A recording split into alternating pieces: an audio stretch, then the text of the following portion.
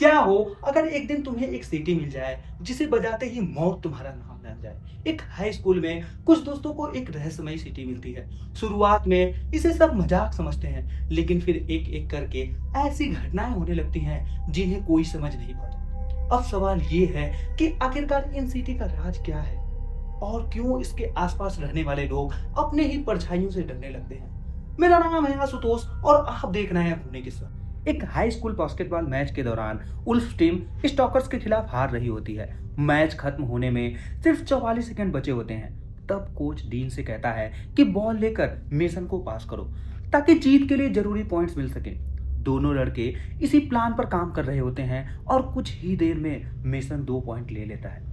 लेकिन उसका ध्यान तब भटक जाता है जब उसे भीड़ में एक जला हुआ आदमी नजर आता है। मैच चलता रहता है और डीन एक बार फिर बॉल मेसन को पास करता है। आखिरी सेकंड में मेसन शॉट लेता है, लेकिन डर के मारे जम जाता है जब वही जला हुआ आदमी अचानक उसके सामने आ जाता है और अपना काला हाथ उसकी तरफ बढ़ाता है। उसी पल बॉल बास्केट में चली जाती है और उल्फ मैच जीत जाती है। पूरी टीम खुशी से मेसन को घेर लेती है, लेकिन डरा हुआ मेसन सीधा चेंजिंग रूम की तरफ भागता है। वह लॉकर में रखी चीजें एक एक करके बाहर फेंकने लगता है, जब तक सिर्फ अंदर एक अजीब सी चीज नहीं बच जाती। इसी दौरान कोई आवाज धीरे से उसका नाम पुकारती है। मेसन एक भारी बेंत ढूंढने लगता है। तभी वह जला हुआ आदमी रूम में आ जाता है। मेसन उससे थोड़ा और वक्त देने की भीख मांगता है, फिर बेट उठाकर उस अजीब चीज पर जोर से मार देता है। इसके बाद वह दरवाजे की तरफ देखता है और सुकून की सांस लेता है जब उसके टीममेट्स अंदर आते हुए नजर आते हैं। बाद में शावर लेते वक्त मेसन को एक आवाज सुनाई देती है। वह नीचे देखता है और अपने पैरों के पास काला धुआं देखकर घबरा जाता है। जैसे ही वह मुड़ता है, वही जला हुआ आदमी उसकी गर्दन पकड़ लेता है और अपना हाथ उसके गले के अंदर घुसा देता है। जब उसके टीममेट्स उसकी चीख सुनते हैं तो वे दौड़कर शावर रूम में पहुंचते हैं। वहां उन्हें मेसन जिंदा जलता हुआ दिखाई देता है और कुछ ही देर बाद उसकी दर्दनाक मौत हो जाती है। 6 महीने बाद क्रिस अपने कजिन के घर रहने आती है। वह खिड़की के पास बैठकर स्केच बना रही होती है। तभी अचानक उसका ध्यान कहीं खो जाता है। वह जमीन की तरफ घूरती रहती है और बुरे ख्याल उसके दिमाग में आने लगते हैं। अच्छी बात यह होती है कि कजिन रे उसे आवाज देकर होश में ला आती है। स्कूल में रे क्रिस को पूरा कैंपस घुमाती है। इसी दौरान क्रिस की नजर एली नाम की एक लड़की से मिलती है। थोड़ी देर बाद क्रिस को एक लॉकर दिया जाता है जिस पर हॉर्स लिखा होता है। रे बताती है कि यह पहले मेसन का निकनेम था। अचानक डीन और उसके टीममेट्स क्रिस के पास आ जाते हैं। वे कहते हैं कि मेसन की याद में यह लाकर इस्तेमाल नहीं करना चाहिए। तब डीन की गर्लफ्रेंड ग्रेस बीच में ही बोल पड़ती है और कहती है कि यह स्कूल बहुत पुराना है, इसलिए यहाँ के लगभग सारे लॉकर कभी न कभी मर चुके लोगों के ही रहे हैं। जब रे ग्रेस से बात बढ़ाने की कोशिश करती है और असफल रह जाती है, तब डीन को एहसास होता है कि क्रिस वही नई लड़की है। वह कहता है कि उसने अफवाह सुनी है कि क्रिस रिहैब से बाहर आई है क्योंकि उसने अपने ही पिता को मार दिया था। डीन की बात को एली बीच में ही रोक देती है। वह उससे कहती है कि वह हद से ज्यादा बेरहम हो रहा है, लेकिन डीन फिर भी क्रिस का मजाक उड़ाता रहता है। आखिर तंग आकर क्रिस उसके पैरों के बीच में जोर से लात मार देती है।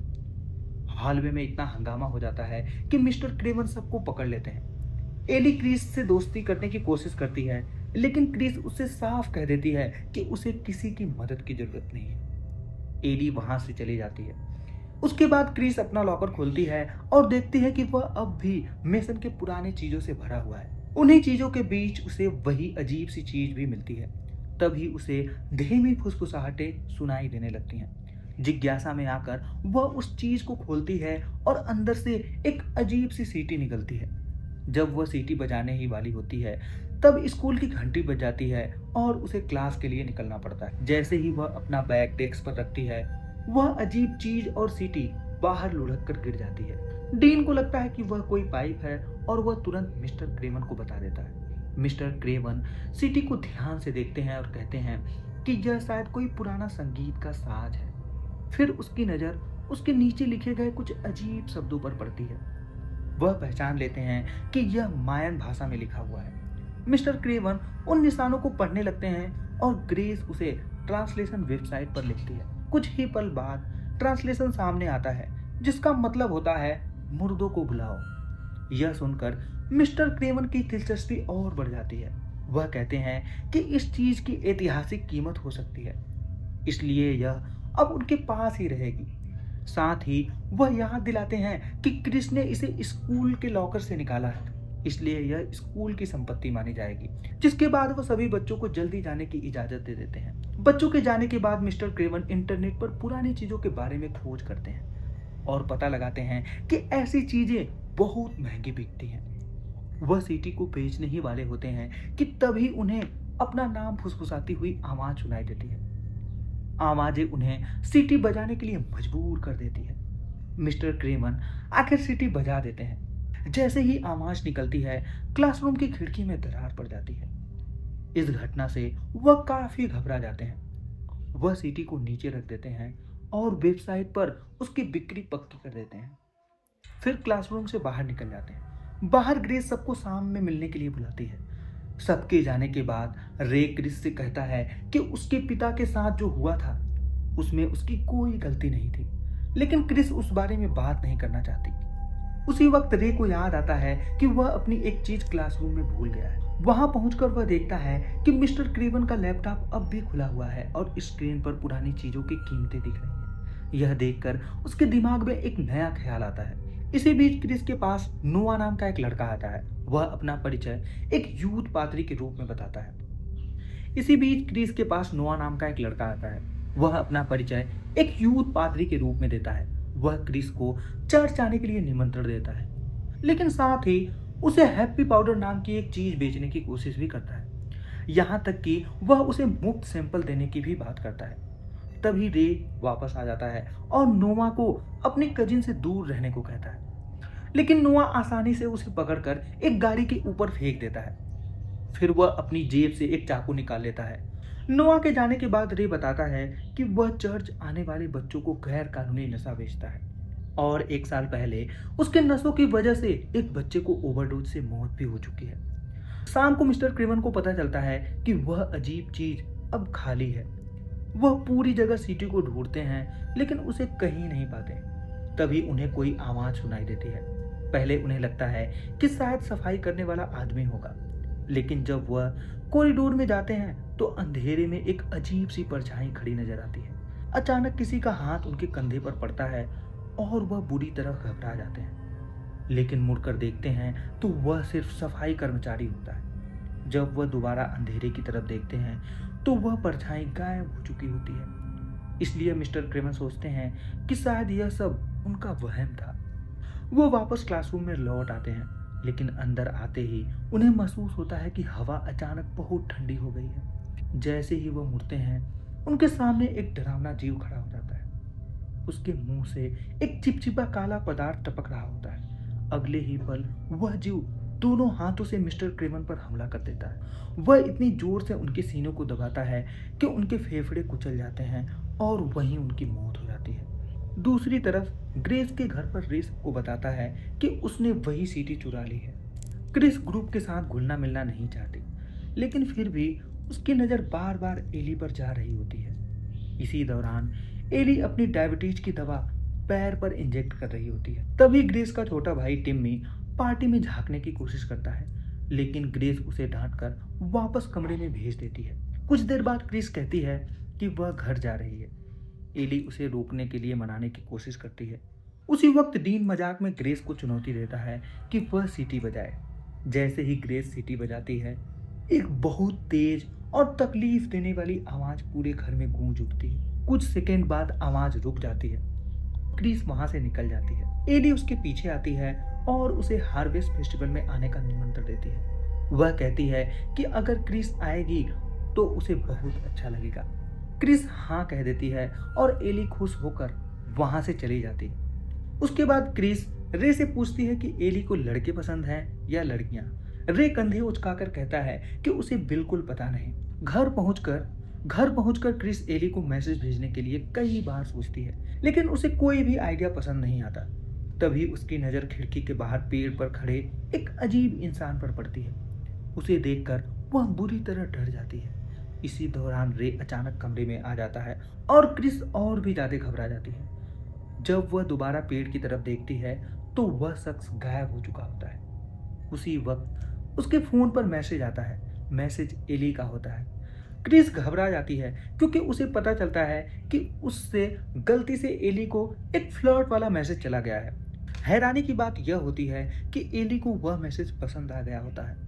यह देखकर रे फोन पकड़ लेता है और अपनी कजिन की मदद के लिए एक प्यारा सा जवाब भेज देता है। उधर डीन के जाने के बाद ग्रेस अपना निबंध लिखने बैठ जाती है, लेकिन काम करते वक्त उसे अजीब आवाजें सुनाई देने लगती हैं। कभी कोई उसका नाम फुसफुसाता है तो कभी घर में कुछ हिलता हुआ महसूस होता है। ग्रेस को लगता है कि शायद टिम्मी उसके साथ मजाक कर रहा है, लेकिन जब वह देखती है कि टिम्मी के कमरे की लाइट बंद हो गई है तब उसे समझ आता है कि ये आवाज उसकी वजह से नहीं आ रहा है। तभी किसी का ठंडा और अजीब हाथ उसे छू लेता है। ग्रेस तुरंत मुड़ती है और देखती है कि वहां टिम्मी खड़ा है।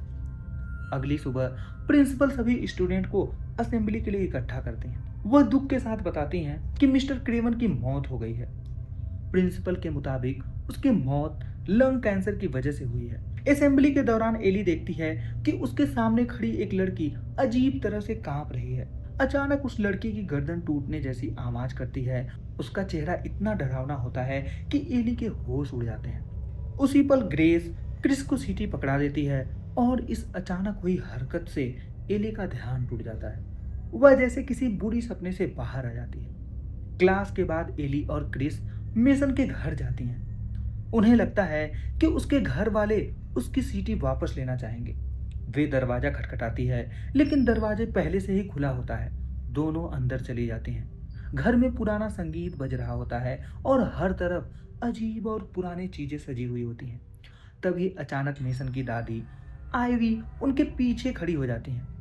हेलो बोलने के बजाय वह सीधा बैंक के बारे में शिकायत करने लगती हैं। वह बताती हैं कि बैंक उसका घर छीन रहा है। आइवी कहती है कि उसने दुनिया भर का सफर किया है और अलग अलग जगहों से पुरानी चीजें इकट्ठा की हैं। साथ ही उसने यह भी पढ़ा है कि अलग अलग सभ्यताएं मौत को किस तरह देखती हैं। जब क्रिस उसे सीटी देने की कोशिश करती है और बताती है कि यह उसे मेसन के लॉकर में मिली थी, तब आइवी कहती है कि असल में सीटी ने क्रिस को ढूंढा है, बिल्कुल वैसे ही जैसे उसने मेसन और आइवी को ढूंढा था।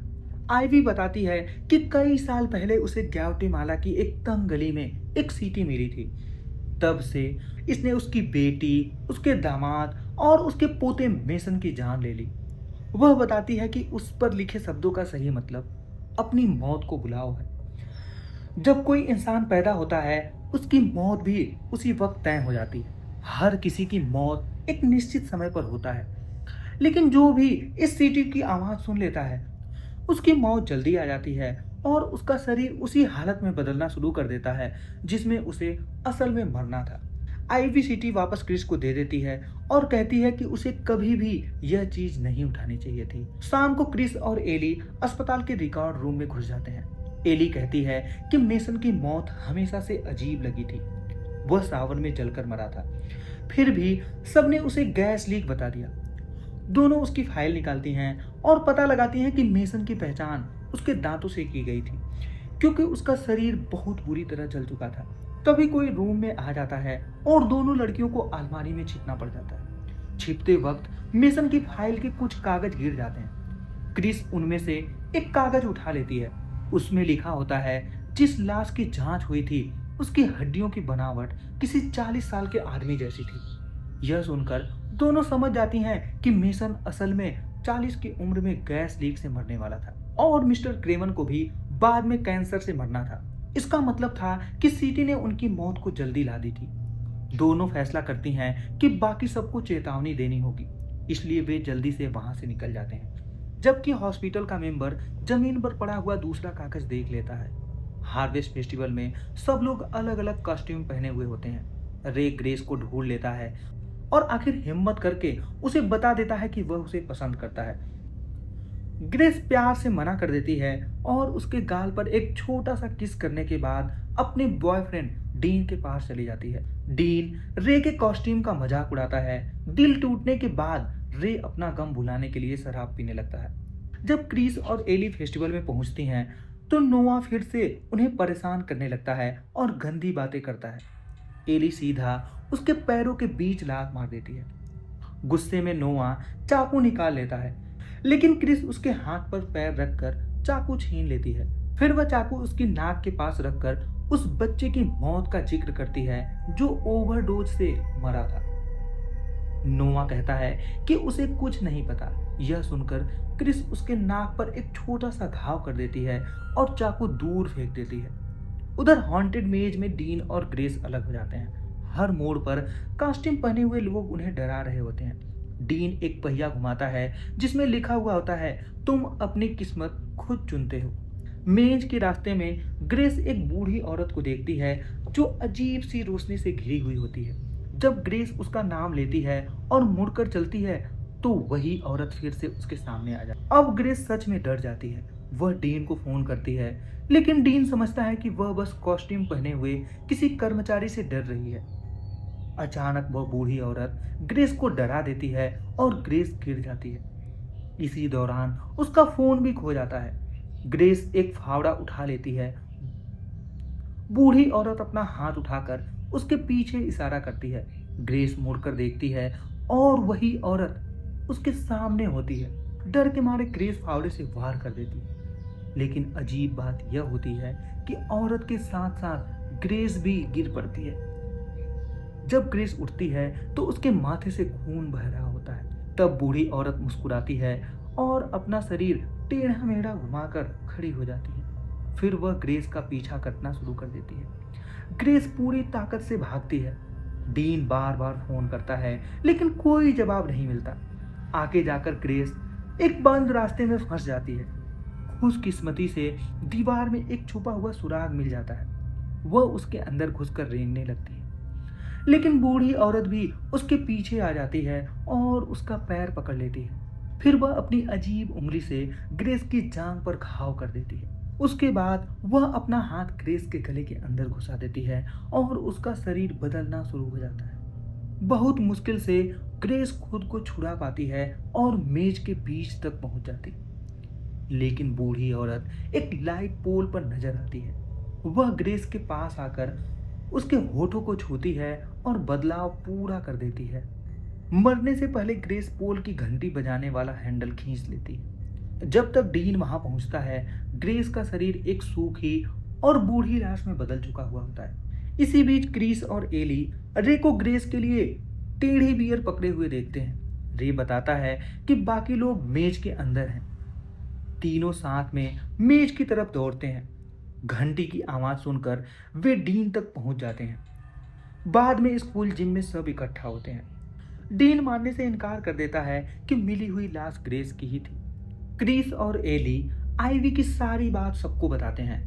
वे यह भी मानती हैं कि उन्होंने खुद के मौत को अपने करीब महसूस किया है, लेकिन डीन अब भी यकीन नहीं करता।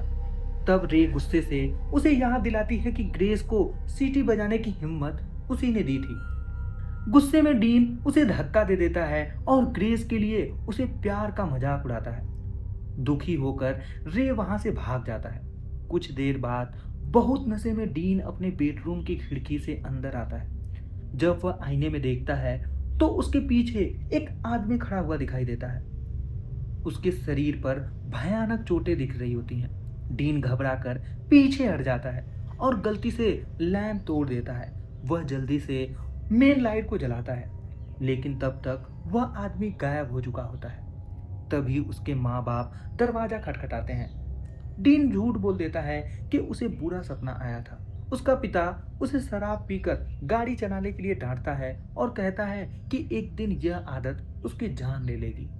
उधर क्रिस अपने घर में एली को बताती है कि 1 साल पहले उसने ओवरडोज कर लिया था। उसके पिता उसे अस्पताल ले जा रहे थे, लेकिन रास्ते में एक ट्रक ने उसकी गाड़ी को टक्कर मार दी थी। उस हादसे में उसके पिता की मौत हो गई थी। क्रिस कहती है कि कभी कभी उसे लगता है कि मरना उसे चाहिए था। एली उसे तसल्ली देती है और फिर उसे किस करने लगती है। दोनों और करीब आ जाते हैं। रात में रे छत पर बारिश में बैठा ग्रेस के बारे में सोच रहा होता है। तभी उसे अपने हाथों और टेडी बियर पर खून नजर आने लगता है। फिर उसे एक इंडस्ट्रियल मशीन के अंदर किसी की लाश दिखाई देती है, लेकिन यह सब उसकी कल्पना निकलती है। अगले दिन रे और दोनों लड़कियां आईवी से मिलने जाते हैं। आईवी बिस्तर पर बीमार पड़ी हुई होती है। वह बताती है कि श्राप रोकने का सिर्फ एक ही तरीका है, अपनी मौत किसी और को दे दो, अपने खून का निशान लगाकर। जब क्रिस आईने में देखती है तो उसके पीछे उसकी मौत खड़ी नजर आती है, हाथ में इंजेक्शन लिए हुए। मौत गायब होते ही आईवी की सांस रुक जाती है और उसकी मौत हो जाती है। आईवी की मौत के बाद तीनों बैठकर सोचने लगते हैं कि अब क्या करना चाहिए। रे कहता है कि वह अपनी मौत किसी और को देना चाहता है, लेकिन एली इस बात के खिलाफ होती है। उसके हिसाब से यह सीधा सीधा किसी का खून करने जैसा था। इस बात पर तीनों के बीच में बहस हो जाती है और आखिर में रे गुस्से में वहां से अकेला चला जाता है। उधर डीन घर में ग्रेस की मौत की खबर टीवी पर देख रहा होता है, लेकिन वह अब भी सच मानने को तैयार नहीं होता और टीवी बंद कर देता है। तभी उसके कमरे का दरवाजा धीरे से खुलता है और एक डरावना हाथ अंदर झांकता हुआ नजर आता है। डीन डर कर कुर्सी उठाता है और दरवाजे पर दे मारता है। आवाज सुनकर उसके माँ बाप दौड़ कर आते हैं। डीन जल्दी से दरवाजा बंद कर देता है और फर्नीचर लगाकर उसे रोकने लगता है। तब उसकी अलमारी के अंदर लटके कपड़े हिलने लगते हैं। अगले ही पल उसकी मौत सामने आ जाती है और उसका सिर पकड़ लेती है। डीन का शरीर बिल्कुल वैसे ही मुड़ने लगता है जैसे किसी भयानक कार दुर्घटना में हुआ हो। उसकी हड्डियां टूटने लगती हैं और अंदर के अंग बुरी तरह कुचलने लगते हैं। जब तक उसके माँ बाप दरवाजा तोड़कर अंदर आते हैं तब तक डीन मर चुका होता है और उसकी लाश जमीन पर गिर पड़ती है। इसी बीच क्रिस और एली रे को ढूंढने उसके कमरे में जाती है, लेकिन वह वहां नहीं होती। उन्हें उसकी कुछ तस्वीरें मिलती हैं जो स्टील मिल में ली गई होती हैं जहां वह काम करता था। साथ ही उन्हें एक कॉमिक भी मिलती है जिनमें एक एंटी हीरो किसी बुरे आदमी को मार रहा होता है। दोनों को लगता है कि यह रे के इरादों का इशारा हो सकता है। चर्च के बाहर नोआ बच्चों को अलविदा कह रहा होता है। जब सब लोग चले जाते हैं तब रे बंदूक लेकर चर्च के अंदर घुस जाता है। तभी चर्च की घंटी बजती है और रे का ध्यान भटक जाता है। मौका देखकर नोआ उस पर झपट पड़ता है और बंदूक छीनने की कोशिश करता है। दोनों के बीच जबरदस्त लड़ाई होती है।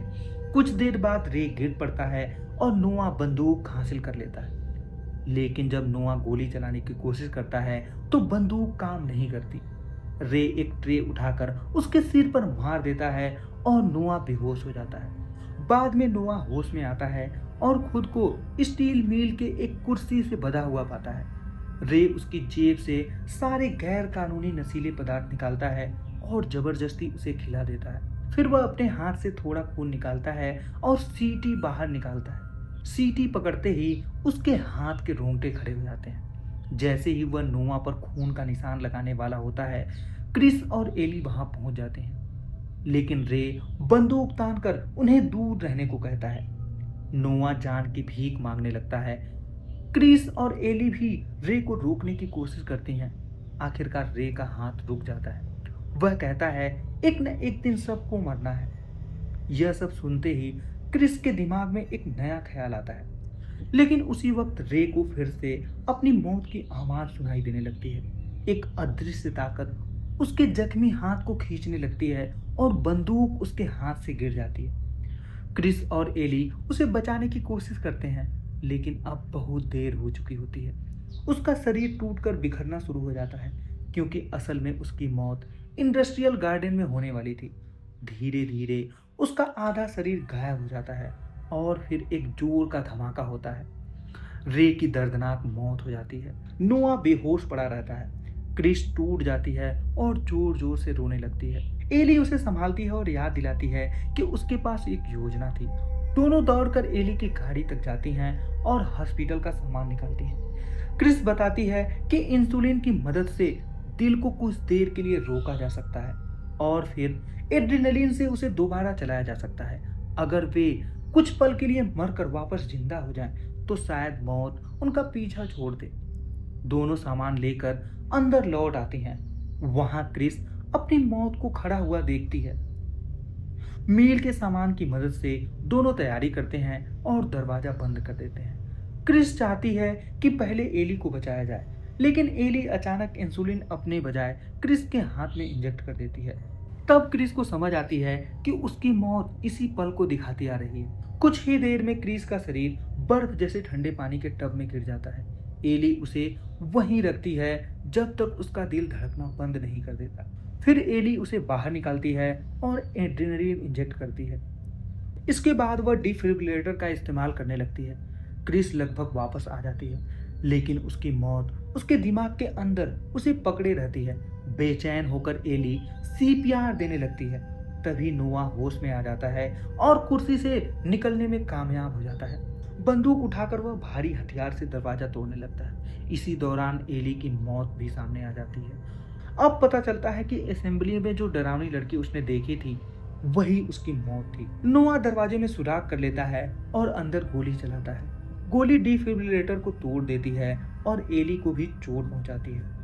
लेकिन एली फिर भी क्रिस का नाम पुकारती रहती है। उसकी आवाज क्रिस को हिम्मत देती है। आखिर क्रिस अपनी मौत को धक्का देकर वापस जिंदा हो जाती है। जब वह आंखें खोलती है तो देखती है एली जमीन पर पड़ी हुई है और उसे दौरा पड़ रहा है। उसकी मौत पास ही खड़ी देख रही होती है। तभी नोआ अंदर घुस जाता है और कहता है कि भगवान ने हर किसी के लिए एक काम तय किया है। वह एली के खून को छू लेता है। अचानक एली की मौत गायब हो जाती है, लेकिन उसी पल नोआ की मौत उसके सामने आ जाती है। वह गुस्से में गोली चलाना शुरू कर देता है, लेकिन हर गोली उसके अपने शरीर को ही नुकसान पहुंचा रही होती है। कुछ ही पलों में वह गिर जाता है और फिर उसकी मौत उसे हमेशा के लिए अपने साथ ले जाती है। क्रिस एली को गले लगा लेती है। इसी दौरान पता चलता है कि एक गोली सीटी को तोड़ चुकी है। 3 महीने बाद क्रिस बताती है कि कभी कभी उसे अब भी अपनी मौत नजर आती है, लेकिन एली के साथ होने की वजह से वह खुश रहना सीख गई है। लेकिन कहानी यहीं खत्म नहीं होती। एक दिन एक नई लड़की को एक लॉकर में वही अजीब चीज मिलती है। असेंबली के दौरान वह उसमें से सीटी निकालती है और बिना कुछ सोचे बजा देती है। यहीं पर फिल्म खत्म हो जाती है। तो दोस्तों, आखिरकार इस रहस्यमय सिटी का खेल यहीं खत्म हुआ दिखाई देता है, लेकिन आखिरी दृश्य में ऐसा सवाल छोड़ देता है जो शायद आपको सोचने पर मजबूर कर दे। अगर आपको ये कहानी पसंद आई हो तो वीडियो को लाइक करें, चैनल को सब्सक्राइब करें और बेल आइकन जरूर दबाएं, ताकि ऐसे ही डरावनी और रहस्यमय कहानियां सबसे पहले आप तक पहुंचती रहे। मेरा नाम है आशुतोष और आप देख रहे हैं खूनी किस्सा।